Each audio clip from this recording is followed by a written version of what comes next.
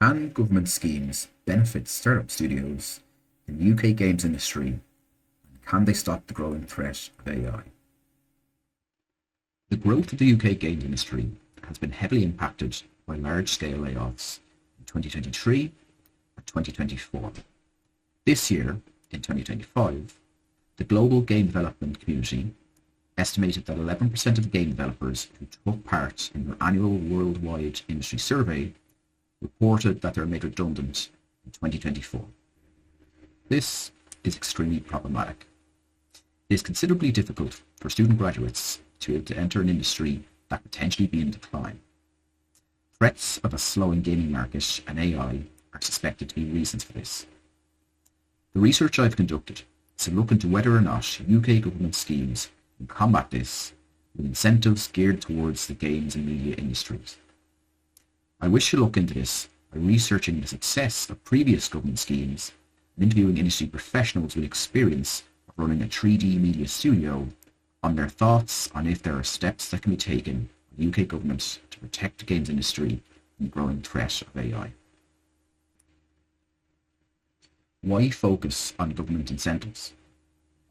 According to the UK government website, during 2014, the UK games industry was estimated to have 500 game studios and to have generated 2.1 billion in sales, according to a 2022 government report. In 2014, the Conservative and Liberal Democrat coalition government enacted a tax relief scheme to support the UK games industry. The aim of the legislation was to aid small to medium-sized businesses in costs associated with game development and to help the industry grow. It was estimated to save studios 25% of their production costs. In 2021, the UK games market was estimated to be worth £7.1 billion, according to BBC News. This could point to the idea that government schemes are one of the major factors that contribute to the growth of the industry. The size of revenue generated by UK studios increased by 300% in a 10-year period, which is extremely impressive. As I plan to gain employment in the games industry, I want to learn about how stable the industry is now and if I can plan a long-term career in the sector. So I wish to research this aspect of potential for industry growth. Reasons for mass layoffs. With the massive growth of the industry over the past decade, this could ask the question as to why there have been so many layoffs in the last 2 years. There are a number of reasons put forward as to why. Mickey Carroll of Sky News wrote a 2024 article explaining some of these reasons. The main idea put forward is that due to the large growth in the industry during the COVID-19 pandemic in 2020, he cites games industry journalist George Osborne, who speculates that there are 3 reasons for the redundancies over the past 2 years. COVID-19. During COVID, as people were under lockdown living situations, the demand for games as forms of entertainment grew rapidly. This wasn't going to be sustainable as the world came out of lockdown living conditions. Thus, many studios had too many staff members and had to release the excess employees. Delays in publishing games. Due to the complications of studios working under lockdown conditions, not together in an office building, deadlines for releases were not hit. This meant that a large number of titles were released in a short space of time. In 2023, many smaller titles that were scheduled for release in 2021 were squeezed out by larger big releases such as The Legend of Zelda: Tears of the Kingdom and Alan Wake 2. The cost of living crisis. The UK cost of living crisis is credited as a period that began in the UK in 2021 as a time where rises in costs of basic living amenities such as food and petrol rose sharply for the average person compared to a rise in wages. Due to the cost of living crisis in the UK, gamers could not readily afford games as they had before due to the lowering of their expendable income. This meant that the cost of developing games was rising, but the overall selling price could not be raised, meaning that profit margins for studios began to shrink. The findings from this article contrasts with my interview research. During my interview with Christian Freusig, co-founder of Dimension Studio, he talked about how AI is going to become a more prominent part of game development and jobs are already at risk. He feels that junior artist positions are already under threat, and that now positions for junior artists are in short supply. He mentioned that a senior artist can use AI tools to do the work of a number of junior artists already, and that can save the studio time and money. Freusig suggests that junior artists should aim to learn to use the AI tools before entering the industry in order to help them find work. With AI, basically, the AI is going to take those jobs. That's going to get you to 3 years, which is all the entry level stuff, right? Whereas the stuff where you're starting to manage people, or it's going to be more the experience of I've done this before, that didn't work, but let's go down this route. When it starts getting a bit more advanced, that's where you need a person there to make those decisions. The way to combat that is to, I think for them, start people getting into the industry to get good at using those tools. I think is really ultimately the only way to deal with it. Freusig's opinion on AI were quite sobering. As a 10-year veteran who started his own studio that grew to over 50 employees and is still active today, he's a person in an ideal position to give an opinion on the issue. Losing an entry-level point into the games industry would be a huge shift in the battle against AI, taking over the industry in the long run.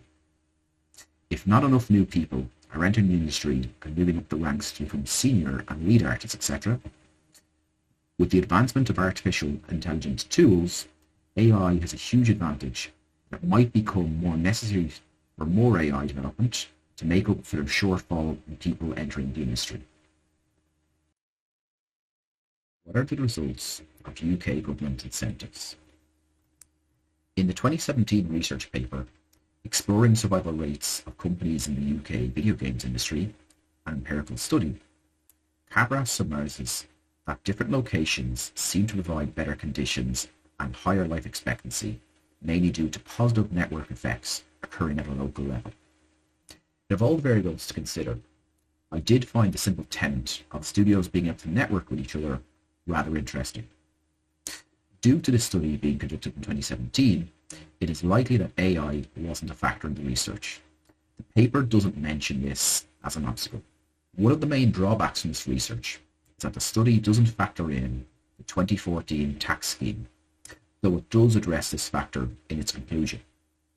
It is generally optimistic about how it could help studios save on the costs, and it particularly identifies the southeast of England as a region that could benefit from this, as it is considerably far away from the other gaming hubs in the UK, such as London and Leamington Spa. Interviewees. Both interviewees gave interesting takes on their experience of government incentive schemes and their outlook on how AI will affect the games industry going forward. Christian Freusig, co-founder of Dimension Studio. Christian started his studio in 2014, and he was able to avail of a scheme known as Digital City. This was a collaborative scheme offered to university graduates in the Teesside area. The offer provided graduate teams with basic funding per member, an incubation space on the Teesside University campus, and mentorship on how to run a digital company. Once the company reached a 6-month stage of maturity, they then moved to another office space to become a fully fledged company. The scheme was partly funded by the UK government, local authorities, and private enterprises. Freusig felt that this was more beneficial than any government schemes, as the terms suited his business better. But I think it is. But basically, they would fund you for like 6 months in terms of your personal expenses, and then you would get mentorship from the various sort of business mentors up there in terms of putting a business plan and how to approach clients and stuff like that. Eden Anthony, company director of 231 Studio. Eden set up his studio last year. His experience of government tax schemes and financing was complicated by not being able to avail of UK government incentives in 2024. This was due to transition between the outgoing party, Rishi Sunak's Conservative Party, and the incoming Sir Keir Starmer's Labour Party. The tax schemes were developed throughout this period last year. Instead, Anthony looked for funding from Epic Games mega grant offers. Epic Games is a private games engine developer. The grant is awarded to studios or projects that Epic Games approve for funding. So the government, like, their grants just didn't exist. The websites existed for them. Like, I could see that there had been grants, but they weren't offering them. And the website basically just said, yeah, we're in the process of working it out, basically. So at that point for us, government grants weren't really an option. And in fact, what we've gone towards instead is something that Neil's mentioned, which is the Epic mega grants, because Epic has actually been much better providing funding, like no strings attached, than the UK government has for the case. In regards to AI, Anthony is optimistic about how the industry will survive.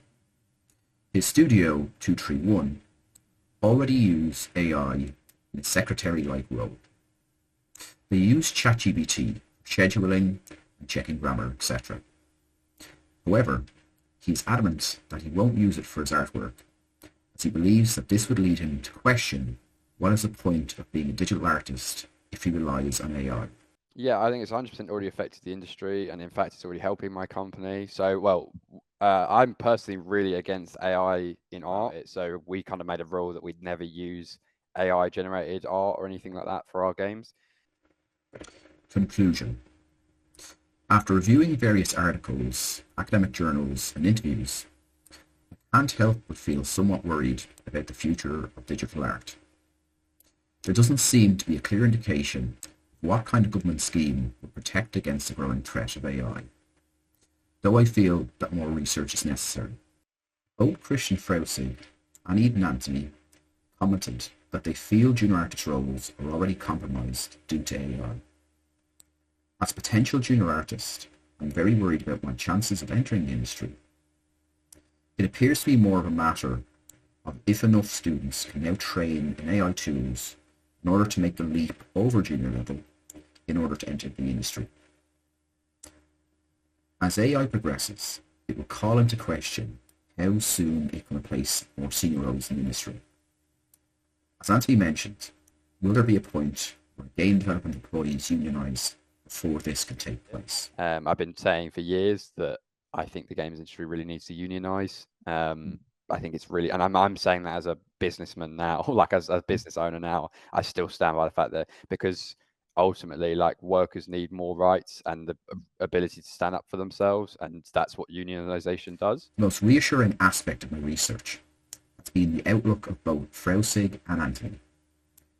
Though they expect the industry to change, they hold the belief that there will always be a role for people in game development. This gives me some solace.